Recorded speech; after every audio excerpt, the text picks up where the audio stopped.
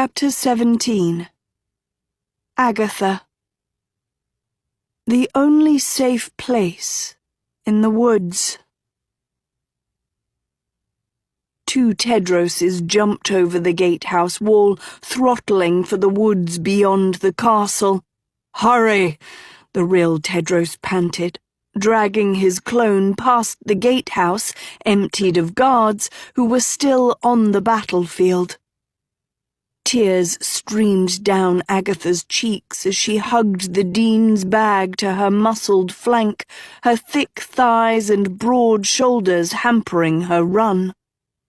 Blood and welts streaked their bare chests, though her prince looked far worse. A strange déjà vu seeped into Agatha's grief, as if she'd lived this scene before. All at once, the spell broke, and she melted back into her own body, her tattered dress reappearing with a borrowed swan crest, her shoulders smaller, her legs more nimble. But the crush of emotions was still the same. "Dovey," she choked. "Tedros, she's... "I know," he said, his voice rigid.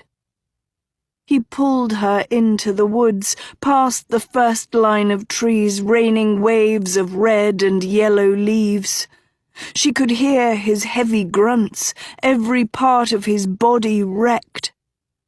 The only solace was that they'd left Rian in far worse shape. Brambles hooked onto her dress and Tedros's breeches, their shoes slipping on heaps of dead autumn fronds. Alarm bells pealed from Camelot's belfry, followed by a stampede of hooves. "Run faster!" Tedros barked, his cheeks blotched red. Agatha knew his anger wasn't for her. His anger was pain. His anger was guilt. The snake had killed his best friend, his knight, and now his dean, and Tedros had been powerless to stop him. He'd tried to save Dovey, Agatha had too. But Dovey hadn't intended to be saved. Even so, they hadn't gotten away scot-free. Japheth had seen the 2 Tedroses lunge for the dean as she fell. He'd known it was Agatha and her prince from the way they'd tried to save her, from the horror on their faces. Now the snake and his men were coming for them. "We can't outrun horses," Agatha fought, resisting Tedros's pull. "We need to hide." Hooves echoed over the drawbridge. They'd be here any second. Agatha saw a steep downslope to the east, blanketed in fallen leaves. She wrenched Tedros towards it, who gleaned her plan, dashing for the hill and yanking Agatha behind him.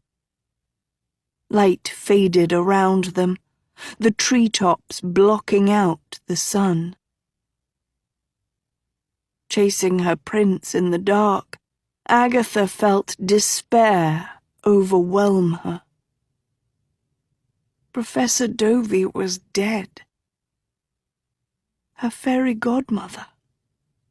The dean who'd known Agatha was good before she herself ever did, the voice that had lifted her from the darkness when she had no hope. Dovey had given her life to let them survive, to let them fix this story and find its real end. Just like Agatha's mother had. Once upon a time. All those she'd looked to as family. Callous, Professor Sada, Professor Dovey, one by one they'd been felled by her story. But not without purpose. The thought hit Agatha like a wind to a sail, propelling her forward even as the tears fell. Dovey had sacrificed herself to save her students, to save Camelot's true king, to save the woods.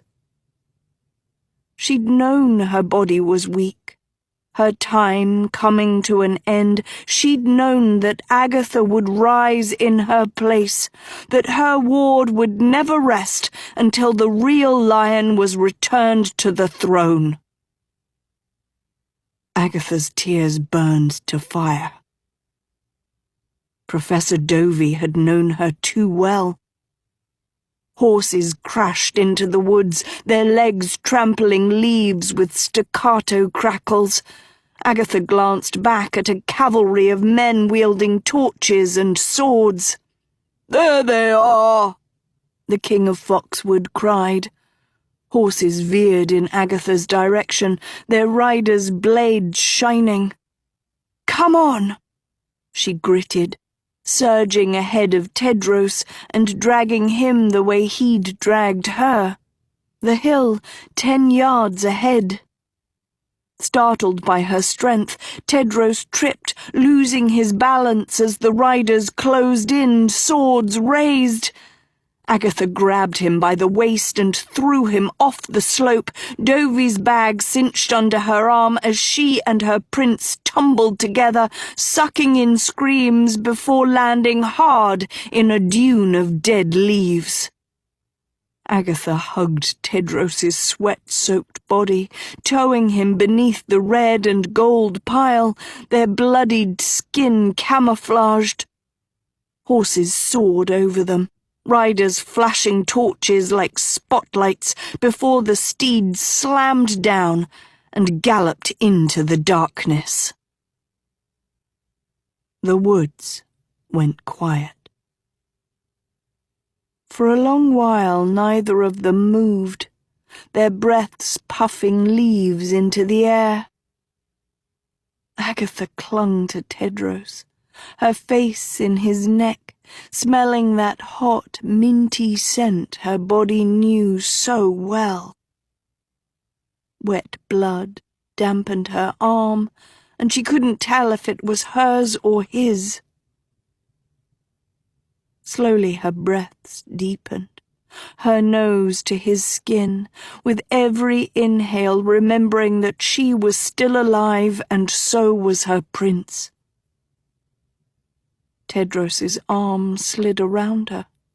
She spooned closer, her hand tracing his stubbled chin and down to the cuts on his neck, where the executioner had measured his blow.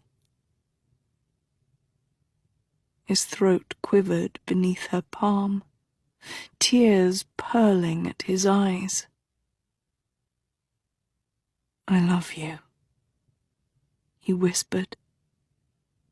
She kissed his bottom lip. "I love you, too." There was nothing else to say.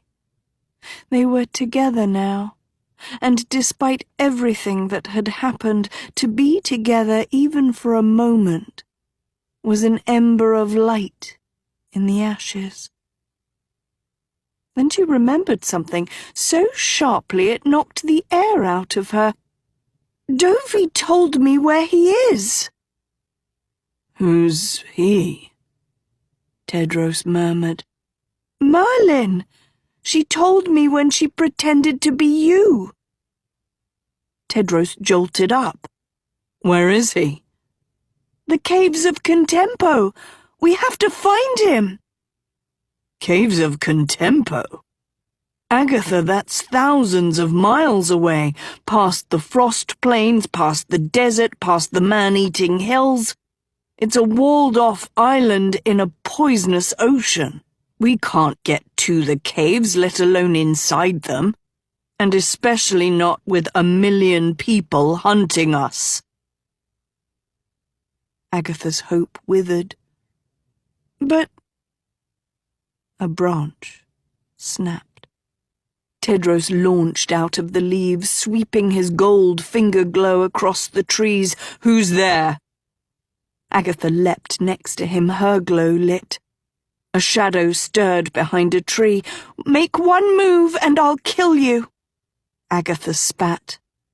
"Oh, I doubt that," the shadow replied smoothly, prowling into the open. "Because we both know I'd kill you first." A glow sparked in the dark, pink and hot as a sunset. "And I really don't want to kill you, after we've come all this way," said Sophie. She grinned at Agatha. Agatha gasped and ran towards her, Sophie practically buckling from the force of her embrace. "I didn't think I would ever see you again," Sophie breathed. "You don't know what I've been through." "Never again," Agatha whispered. "Never again will we be apart. Swear to me." "I swear," Sophie said back. They held each other closer, welling tears at the same time. Sophie pulled away. "And Dovey?" Agatha shook her head. A sob choked out of her. Sophie's face lost its blood. "To let you get away." Agatha nodded. Her friend wiped her eyes with her roughly white dress. "I knew. She was the only one who could have cast that spell. And when you three didn't show up in the woods, I knew she'd stayed to help you. That she'd do what she had to do for you to be free. That's why I came back. To find you. To find her." She looked at the bag on Agatha's arm. "That crystal must have weakened her more than we thought.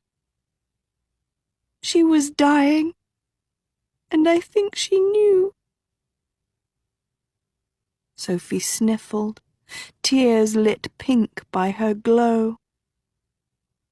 "She used every last drop of her life to save us."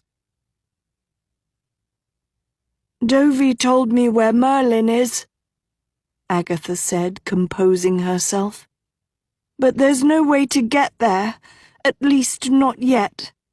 We need to find the others and search for a new hideout, somewhere we can plot our next move. Last I saw, Robin was pulling you into the woods. Where is he? Where are Robin and Guinevere and—" But now Sophie was watching Tedros. The prince hadn't moved from the base of the hill, his arms folded over his bare chest. "Hello, Teddy," said Sophie. "Strange saying that when just a moment ago I was you."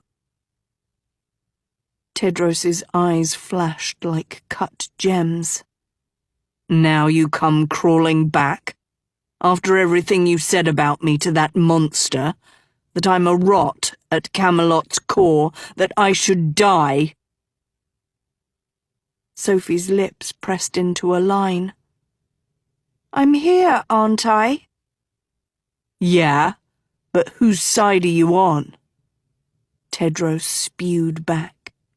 Agatha turned on her prince. Sophie pretended to be on Rian's side. She said what she had to so he wouldn't suspect anything. "Don't bother, Aggie," Sophie said starkly. "A Dean is dead, his Dean. And he's thinking about himself as usual. And they say I'm evil? I dove into that battle to save him. I stayed behind after the jailbreak to save him. I endured 2 monsters to save him, one of whom sucked my blood, and here he is, questioning my loyalty. You don't think I mourn for Dovey? You don't think I feel responsible? Don't you dare make this about her, Tedros retorted. This is about the fact that no matter how good you play, I still don't trust you. Not with the things you said about me, and not when you had a chance to free me from the dungeons and you freed Hort instead. Freeing you would have led to you dying even faster than you almost did, you rock-brained oaf, Sophie hissed. Tedros looked confused. He stood up straighter. Then tell me it was all a lie, he insisted. Everything you said about me to Rian. Sophie gazed at him keenly, then walked away.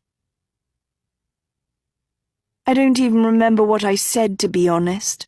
I was too focused on keeping you and your princess alive, but if you're this touchy, then there must have been a kernel of truth in it. Hurry, Aggie, before Rian's men hear this buffoon shouting and come and kill us all. We still have miles to go, and they're waiting for us. They? Agatha asked. Who's they? Sophie didn't answer. Agatha hurried after her, leaving Tedros by the hill, still scowling. She knew she should wait for him, that she should be the peacemaker between her friend and prince, like always. But Agatha was already latching on to Sophie's arm, the two of them whispering and cuddling as if they'd never been apart. Sophie brushed the hair out of her best friend's face and smiled brilliantly at her. 2 girls forging through a dark wood. It wasn't long before they heard Tedros's footsteps behind them. Where are we going? Agatha badgered. The only place in the woods where we can be safe, Sophie replied, her voice low. I need you to tell me everything that happened after you escaped. Agatha thought they might be headed for the old League of 13 hideout, just like Professor Dovey urged, but then she remembered the League had disbanded and their den was nowhere near Camelot. Dovey had just wanted her and Tedros to get as far away as possible before the spell broke. Is your safe place the school? Agatha nudged. Because that's the first spot Rian will look for us. No, said Sophie tersely. Now answer my question. Let me see your quest map. It'll show me where everyone is. No, it won't, said Sophie, pointing at the swan crest on Agatha's dress. Not as long as it thinks you and the others are first years. When Robin and I escaped together, he told me you switched crests to fool the snake's map. But his map will still show you and Tedros. You two don't have crests. That means Rian can still see you. He can find us wherever you're taking us. There is no safe place in the woods. Aggie, do you trust me? Sophie said. Of course. Then stop changing the subject. Have you learned anything new about Rian and Japheth? Agatha's chest tightened. She needed to know what had happened to Robin, the sheriff, and the rest of their team. She needed to know how she could possibly elude Rian with his map tracking her and Tedros's every move. But Sophie's stare was unyielding. Agatha took a deep breath. She told Sophie what she'd read in Sada's book, while Sophie told her what she'd endured at Rian's side, Agatha peeking back every so often at her prince. They moved stealthily, 3 silhouettes against the forest, taking cover at any sound of horses, but never seeing them appear. Agatha's gut gnarled with hunger, and she needed water, but Sophie distracted her with more questions. "So you're telling me that if 100 rulers destroy their rings, Rian will claim the Storian's powers?" Sophie prompted. "Lion's Mane will become the new Storian. Anything Rian writes with it will come true no matter how evil. He can kill me with a pen stroke. He can kill all of us. He'll be invincible." "That's what Sada's prophecy says," Agatha replied. "But plenty of leaders still have their rings," said Sophie. "They challenged Rian at the council meeting. Not everyone is ready to declare war on the school." "After what we just did on the battlefield, that may change," Agatha muttered. "Wait a second. Robin had a ring," Sophie exclaimed. "At the meeting, he flashed it at me. That means we're safe. He'd never burn it." "Must have been a fake, or you saw wrong. Sherwood Forest isn't an official kingdom," Agatha dismissed. "First-year geography test in Sada's class, remember? Robin can't have a ring." "But I swear Sophie deflated, doubting her memory. "So there's no one we can count on? No leader who will hold the line?"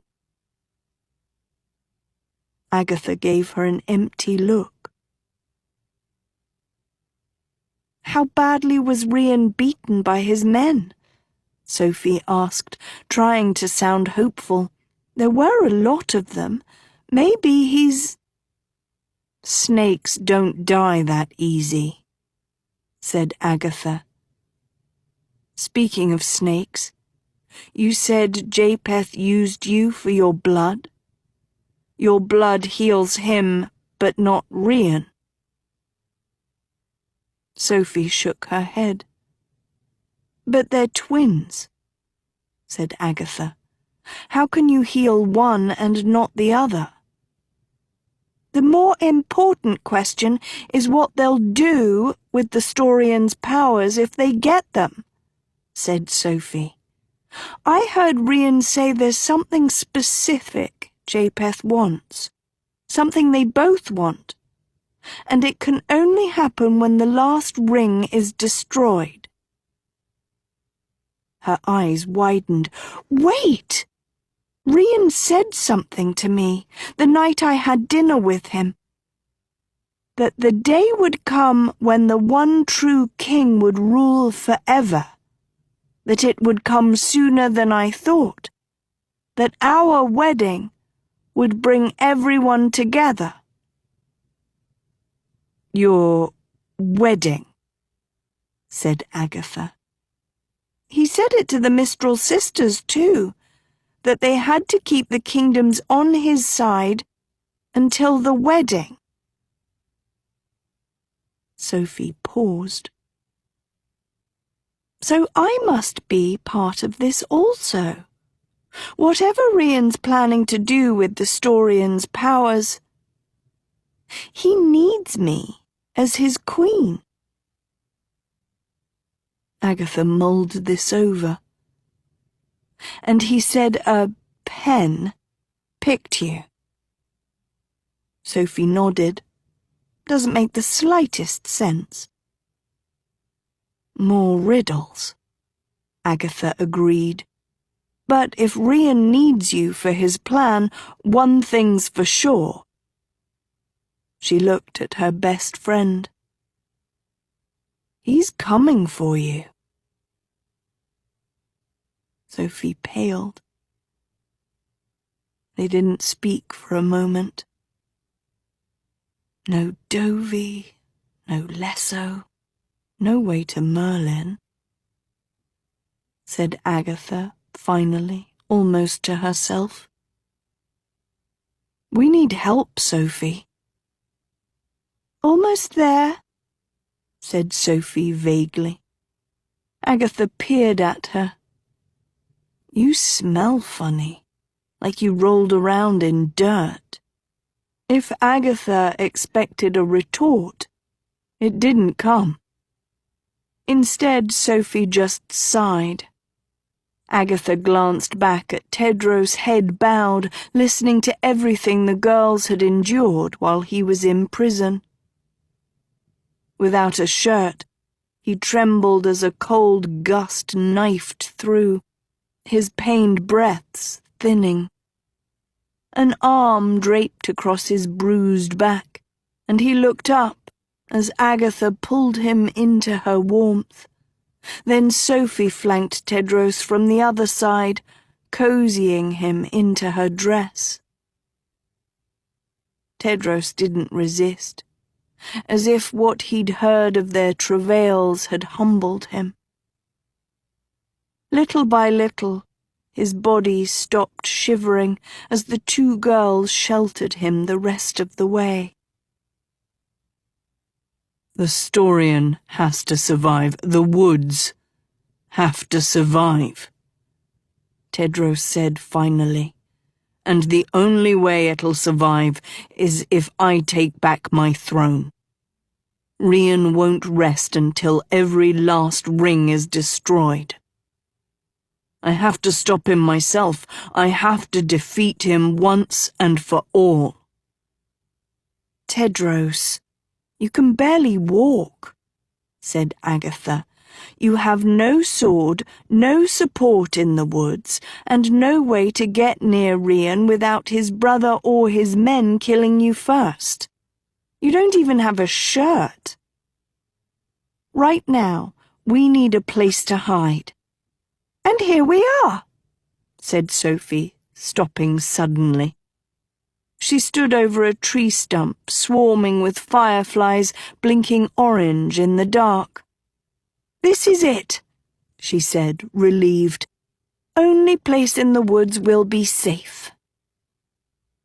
Agatha peered at the stump.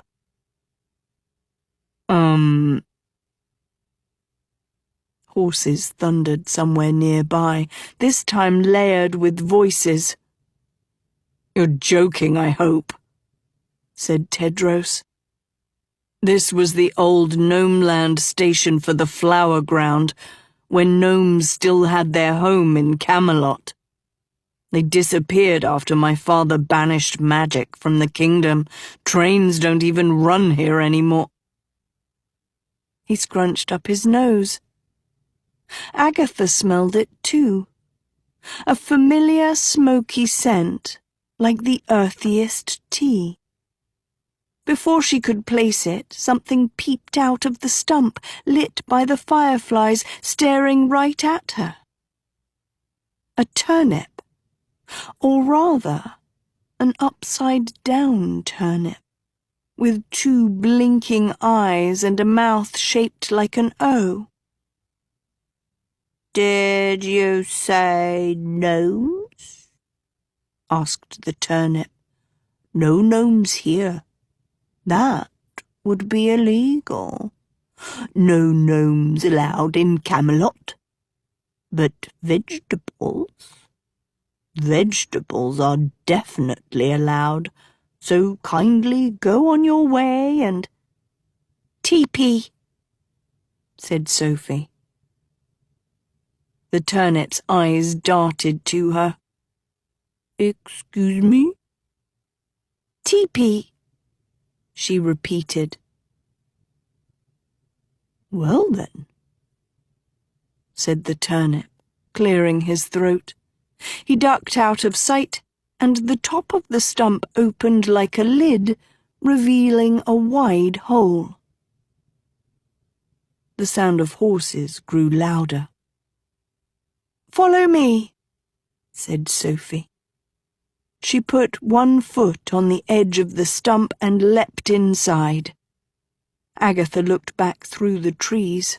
A sea of torches rushed towards her atop sprinting stallions. Tedros was already lunging for the stump, pulling his princess in behind him.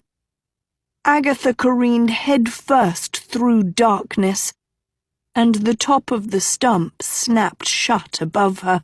Clinging to her prince's hand, she plummeted until she couldn't hold him any longer, and they ripped apart, twisting in freefall like sands through an hourglass. Then Agatha's foot snagged onto something and her pace slowed, her body floating like she'd lost gravity. Tedros's gold glow illuminated, lighting up his own floating form. Agatha sparked her glow and cast it around them. A lush green vine was caught around Tedros's waist like a lasso, another around Agatha's foot. Drifting the prince and princess down through an abandoned flower ground station, the carcasses of dead trains piled against the walls. Flower cars, once brilliant with the colour of their respective lines, had rotted brown, molting petals and leaves into the hollow. A decayed stench stung Agatha's nostrils, cobwebs stringing onto her ears and legs.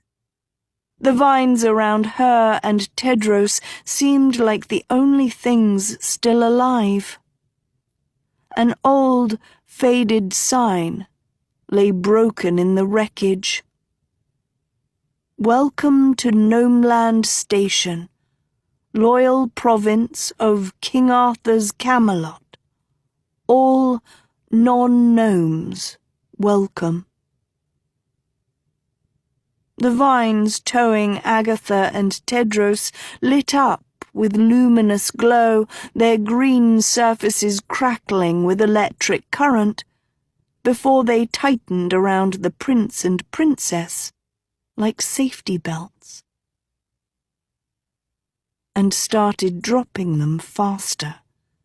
Agatha squinted down for Sophie, but all she saw was the bottom of the pit rising.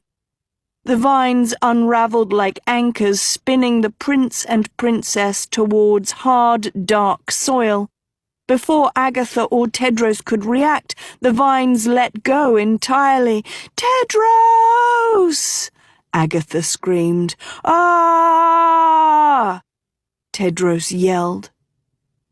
They crashed into the earth, straight through to the other side, where they landed in the back of a rickshaw cart.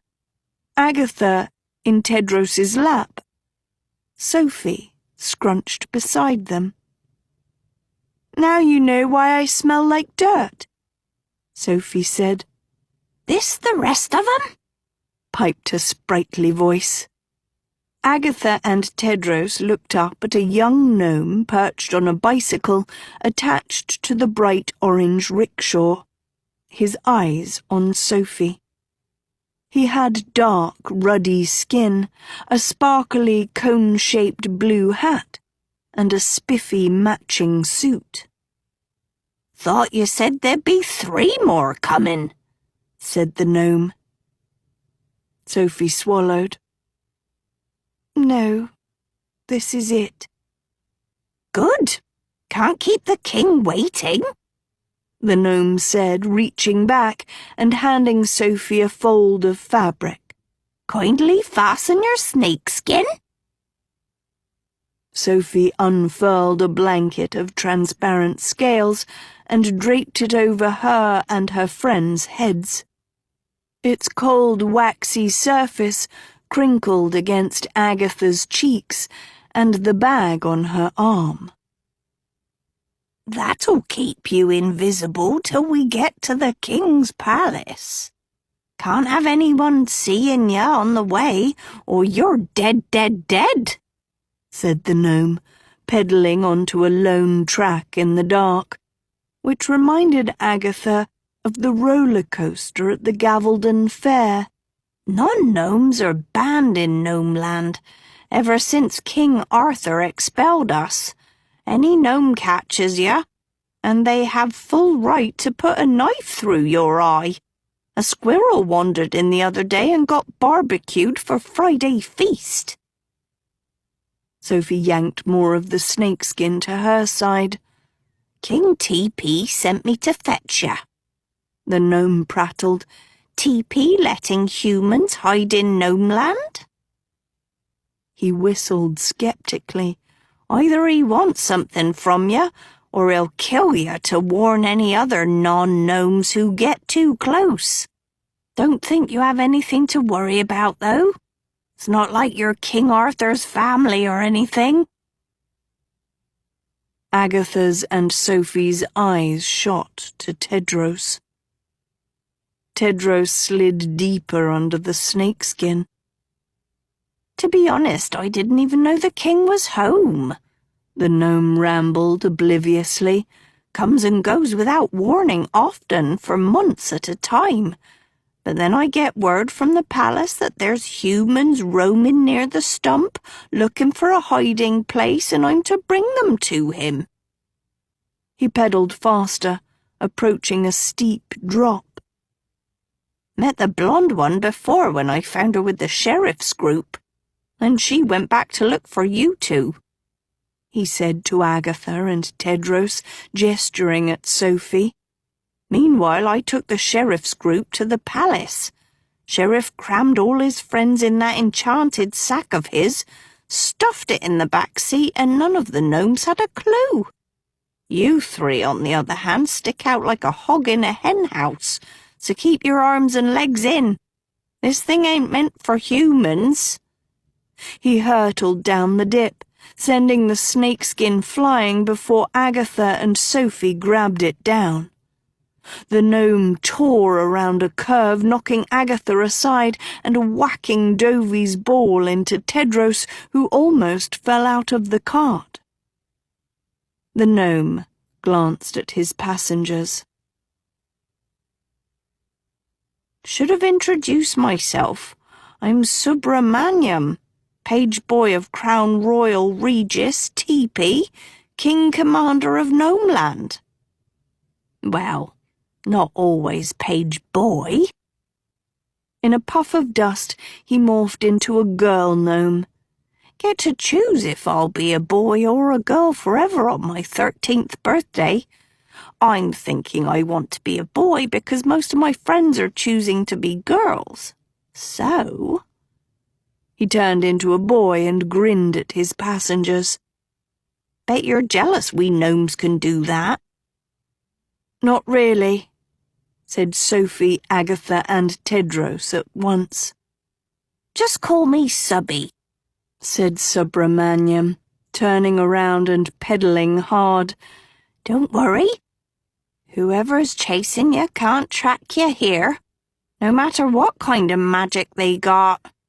Can't find a kingdom if you don't know it exists. Best view in Gnomeland is coming up on the right. It's rush hour, though. Stay under that skin. Agatha looked over the side of the cart and clutched Tedros's leg in surprise. A colossal, swirling course of tracks funneled miles down into the depths of the earth, with hundreds of bright orange rickshaws and bicycles speeding through various dips and climbs, shuttling gnomes who honked their horns loudly, the horns mimicking cat meows. In the centre of this meowing madcap highway lay Gnome City, a massive neon metropolis held together by luminescent green vines which not only strung all the gnome-sized buildings and cottages and towers in a giant pulley system, but also seemed to power them like electric circuits. Subby streaked into the traffic jam, veering up onto the edges of the track to bypass bicyclists and rickshaws piled with gnomes, angry meows blasting at him from every direction. Spiraling down through downtown Gnome City, they passed restaurants, Petite Pete's Puny Eats, the Elvish Maiden, Num Num Gnome, shops, Gnome Garden Grocery, Teeny Tot's Daycare, the Beard Brothers Barber Shop, as well as the Slight and Mighty Gym, Small View General Hospital, and the Fun Puddle, a pint-sized water park with slides so steep that a baby gnome rocketed off one, bounced onto the highway, ricocheted off their rickshaw, and landed in the lap of the driver next to them. Every dwelling and edifice flashed the same sign: "Non-gnomes will be killed," along with an icon painted in the corner, the official emblem of Gnomeland, CRR-TP. This same paw print dominated the marquee of the Musée de Gnome, hosting the exhibition The Golden Age of TP, with a long line of gnomes hanging off its vine, waiting to get in. Meanwhile, at the temple of TP, pious gnomes raised their hands as a priestess gnome stamped their foreheads with a gold dust paw. Signs pointed off vines to TP Way, TP Court, TP Drive, TP Park, and everywhere Agatha looked, gnomes greeted each other with smiles, raising their hands like paws, chiming, "Blessed be TP." Sophie whispered, "Whoever this TP is, he's a dictator."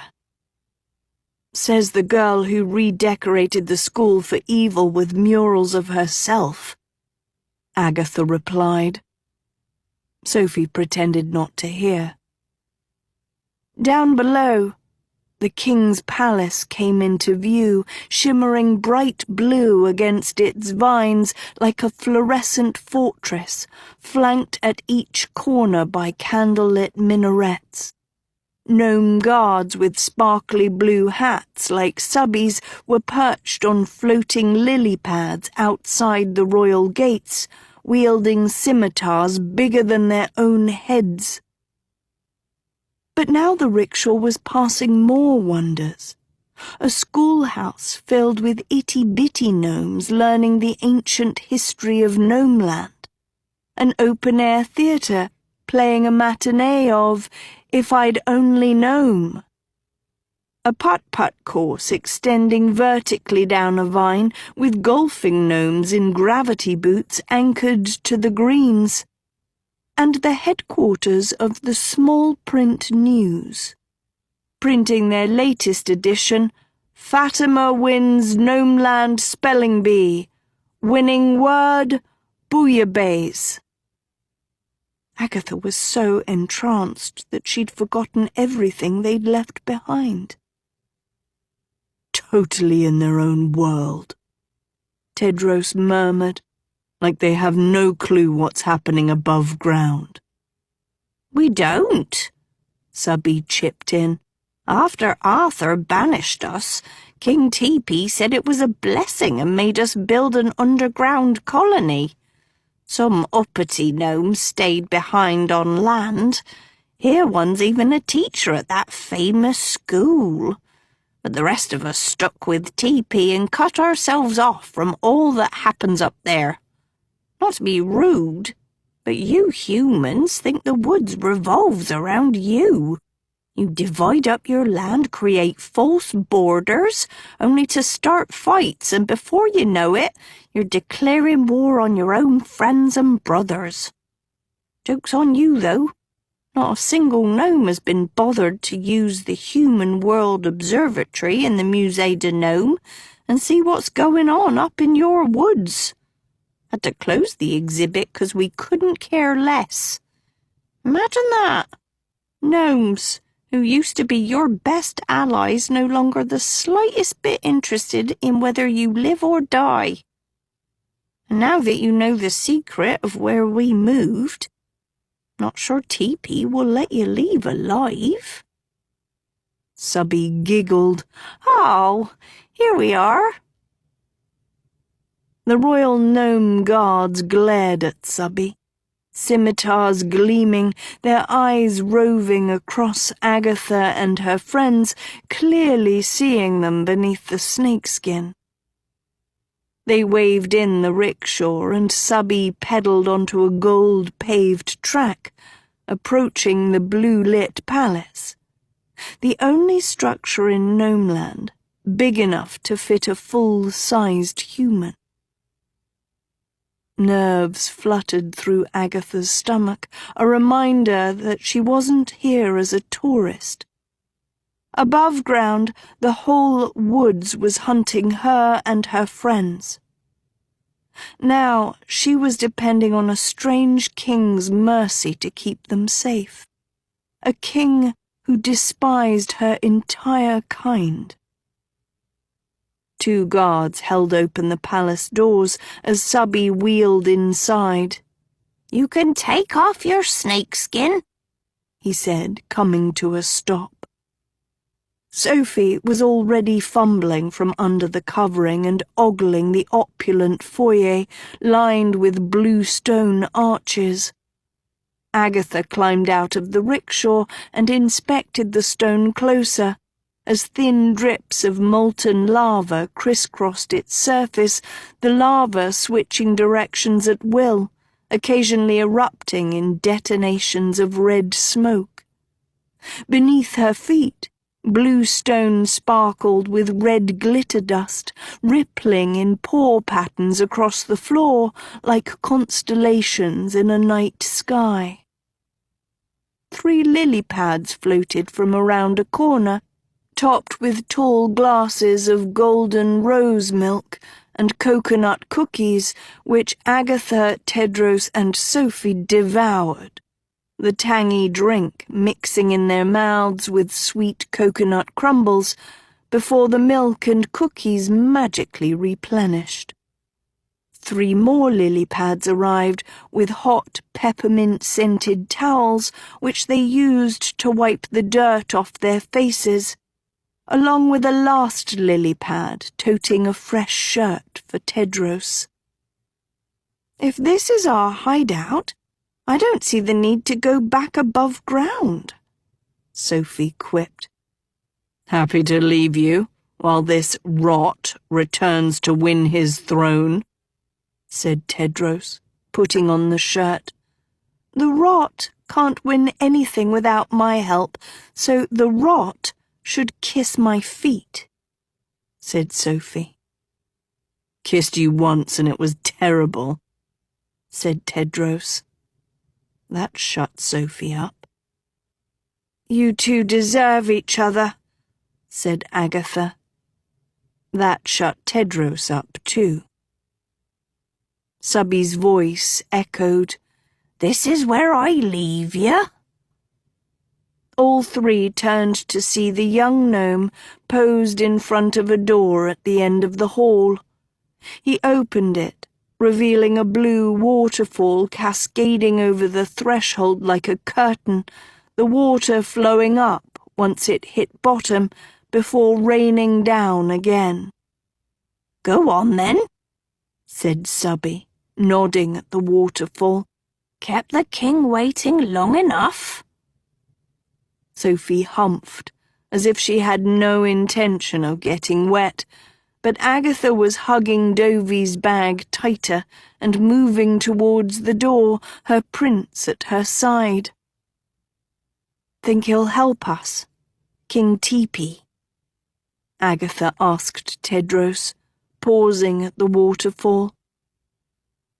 Tedros' face clouded with doubt, no longer the boy who thought he could win this alone. "He has to." They held hands and looked back at Subby. "Good luck to ya," the gnome winked. Agatha and Tedros leapt into the water and came out the other side, with Sophie bounding in after them, dress soaked, hair ragged, splashing her glass of milk. "Eee! I'm wet! I'm wet! Wait a second." She gawked at Agatha and Tedros, completely dry. Then she followed her friend's eyes. A throne room made of velvet sprawled before them, with the walls, the floor, the ceiling blanketed in the same soft midnight blue fabric. The velvet on the walls was separated into panels, the columns between panels filled with glowing fireflies which marched up and down in strict order like sentinels.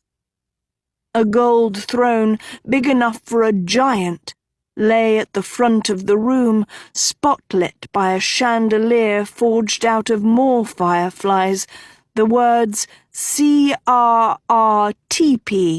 carved into the throne's head.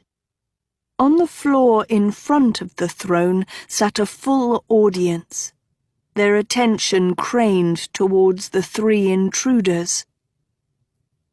Agatha exhaled. Everyone was here. Hester, Annadil, Dot, Hort, Nicola, Robin, Guinevere, the sheriff, and more, all her friends who'd escaped from the battle at Camelot, now safe in Gnomeland.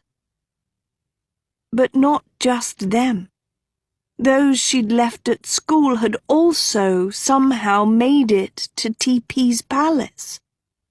Professor Anemone, Professor Manley, Professor Sheeks, Princess Uma, Yuba, Castor, and all the first-year evers and nevers quietly packed in on the floor. They looked at Agatha, Sophie, and Tedros expectantly. Then at the door, waiting for the Dean of Good to come through. Then they saw Agatha's face, and they knew. "Wherever Dovey is, she's in peace now," Robin Hood said to Agatha. "She would have been proud of you." Agatha met his eyes, holding down her grief. But now her friends and teachers were on top of her, wrapping her in their arms one after the other. "I prayed you were still alive," Hester said breathlessly, unable to mask her emotion. "Dovey must have heard my wish. A fairy godmother until the end." "We love you, Agatha," Kiko gushed. "Even me, who doesn't really like you," said Hort. Nicola shunted him aside, joining the hug. "We'd still be in the dungeons if it wasn't for you." "It wasn't just me," said Agatha sheepishly. "All of us played a part." She glanced at Tedros and Sophie, who were being smothered with their own hugs. Sophie was taking her time with the handsome Everboys. Soon the buzz settled, and everyone drifted to their seats again, huddled close like a big, unlikely family. Even Agatha managed to feel some relief. They were together now, all of them. There was no one left to save. But soon the seeds of fear bloomed once more. Sophie was sitting next to Robin. "I could have sworn you had a ring at the meeting, only now you're not wearing one." "Wasn't my ring to wear," Robin piped. Sophie frowned. "But—" Agatha squished between them. "What do we do now, Robin? The whole woods is hunting us. How do we fight back?" "That's why we're here," said the Sheriff of Nottingham. seated behind. "To ask King Teepee for help," said Guinevere with the sheriff. "Wait a second. How did you and Robin get to Camelot in the first place? How did you have your sack?"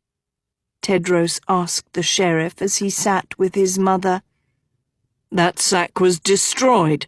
The snake ripped it to shreds after he escaped the sheriff's jail. Can't destroy a magic sack," the sheriff grouched, holding up the stitched-up bag. "Snake made the mistake of leaving the pieces of it behind. And Dot's mother is the best tailor in the woods." "My mother," Dot called, poking her head from the back like a mole. "My mother died when I was a baby." Robin gave the sheriff a look. "Course she did," the sheriff called back. Dot frowned. "Then how could she stitch up the—" The sheriff barreled on. "Sack divides friends from foes, so I used it to catch pirates and keep them trapped while getting our crew from place to place. Well, until those fairies let the pirates free during the battle. Must have smelled them in there." "Given how you smell, surprised they didn't set you free with them," Robin quipped. "Hold on," Agatha frowned at Robin. "You told me that you and the merry men wouldn't help me. And you and the sheriff hate each other. How did you get here?" "Tedros's mum has the answer to that," said Robin. "Actually, Sophie does," said Guinevere. "I do," Sophie said, wringing out her hair into her empty milk glass. "That night, when you had dinner with Rian, you kicked me under the table." The old queen explained. "You said Tedros was on his own, that you weren't Tedros's mother. You were challenging me. Right there in front of that monster, you pushed me to keep fighting, even if it seemed impossible. Yet I had no way to send word out of Camelot, not with that skim on my face, but outside the Queen's chamber is a tree with songbirds that I used to feed every day. In return, they acted as my little spies, singing louder whenever it was safe for me to sneak out and see Lance in the woods. So, after dinner, I slipped back into my old chamber, pretending to clean it, and there they were, my songbirds, singing outside the window like always. But when they saw me with that disgusting eel on my face, their songs stopped. Their sad eyes asked how they could help. So, while I cleaned, I hummed a song every bird knows." She hummed, and Robin crooned along. "Oh, help us, Robin, dear dashing Robin. Come save us, Robin Hood. Hear our song, the son of good, all the way through the green wood." "Hate that song," the sheriff snarled. "That's 'cause the only song people sing about you is Sheriff, Sheriff, Farty Sheriff," said Robin. "When the birds came singing of Gwen's ills, I told my merry men. But those lazy louts wouldn't ride for Agatha, and they wouldn't ride for Gwen either, even though Arthur and I were mates. But then Sheriff, of all people, sends word he's riding to Camelot to save his daughter from the dungeons and begs me to help him." "Bollocks!" the sheriff scorned. "I didn't beg you for anything. I said you're a pink-bellied chicken for letting the girl who saved you from jail rot in a cell, and I hope the Storian would reopen our tale and tell the world what kind of man you really are." "Sounds vaguely familiar," said Robin. "Anyway, then Marion piles on and asks what I'd do if it was my own daughter that Rian had taken, and wasn't Dot the closest I had to a daughter. Marion knows how to push my buttons." "You and me both," mumbled the sheriff.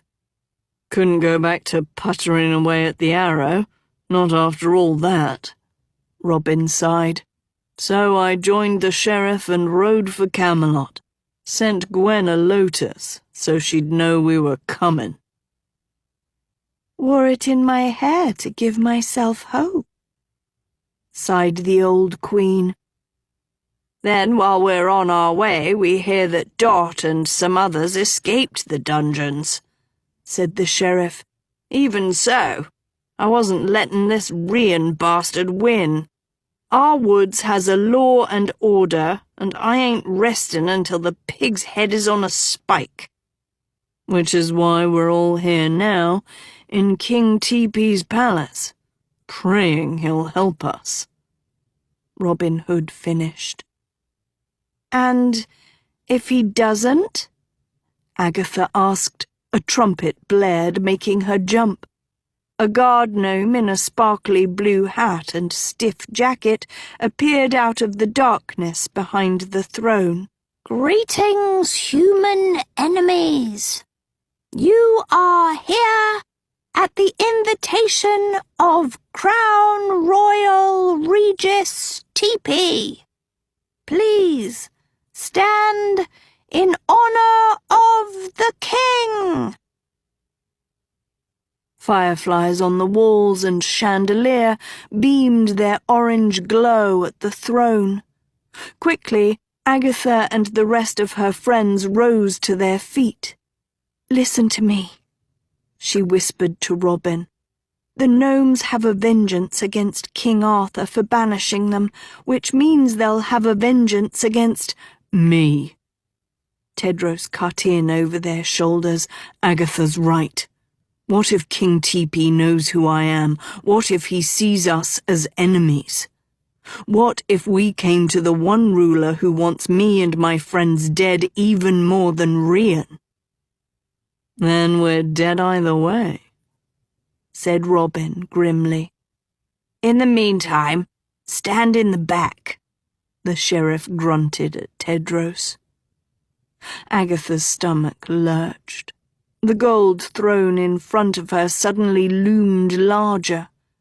Here they were, preoccupied with their family reunion, when they'd willingly sealed themselves in a stranger's palace. A stranger who surely hated Tedros enough to kill him on sight. Her unease about this place exploded into panic. This was an ambush. She could feel it. They needed to get out of here now. Before she could move, the gnome's trumpet blared again. "Presenting the Honourable, Exorable Crown Royal Regis Teepee!" For a moment, nothing happened. Then Agatha saw it. A shadow slinking from the back of the room towards the throne. Slowly, smoothly, like it was floating on air. Agatha recoiled, doom impaling her heart. The shadow drew closer. Closer. King Teepee came into the light, revealing himself. Sophie dropped her milk. Tedros toppled backwards. All eyes in the room shot to Agatha. She couldn't breathe. There was no way. No possible way. Because the leader of the gnomes, their sole chance for survival, their only hope for help in all these woods, just happened to be her cat.